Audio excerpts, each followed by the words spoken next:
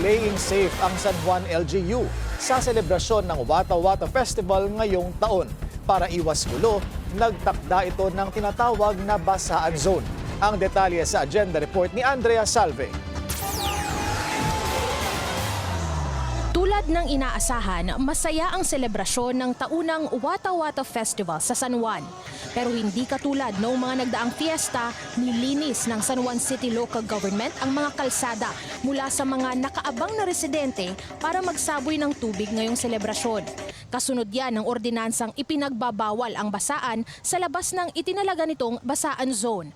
Ang Pinaglabanan Road, partikular na ang bahagi sa pagitan ng N. Domingo at P. Guevara. Ngayong taon, concentrated na lang sa isang area ang mga nais makiisa sa taunang tradisyon. Ang lalabag kasi, pagmumultahin ng 5,000 piso. Ginawa ito ng San Juan LGU para makaiwas sa kontrobersiya, kagaya ng binansagang si Boy Dila na nag-viral sa social media noong nakaraang taon. Noong nakaraang taon, imbes na yung tunay na essence ng best na po ang may parating natin sa kapitang mamaya. Ang nangyari po, yung pumistahan natin ay may kumpuna sa kapituluhan. Limitado na lang din ang basaan sa 7 oras, mula alas 7 ng umaga hanggang alas 2 ng hapon. Ipinagbawal ang paggamit ng maruruming tubig, pag-akyat sa mga dumadaang sasakyan at ang sapilitang pambabasa sa mga motorista. Layo ng San Juan LGU na maibalik ang tunay na kahulugan ng kapistahan. Ang implementation po ng ordinansa ay nasa ayos lamang. Maximum tolerance, walang overkill sa implementation, walang gulo, walang away, walang pasasaktan, at dapat siyempre walang perwisyo sa ating ikaw.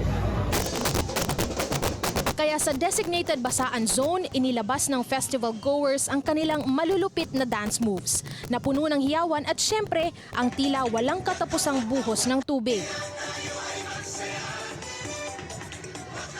Sa pamamagitan nito, inaalala ng mga deboto ni St. John the Baptist ang biyaya ng kabinyagan. Meron din street dance competition na nilahukan ng iba't ibang barangay at syempre ang parada ng mga santong tao. Para tiyaking walang hindi kanais-nais na insidente, nakakalat din ng mga pulis.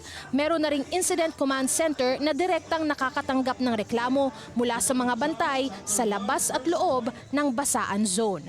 Para sa agenda, Andrea Salve, Billionaire News Channel.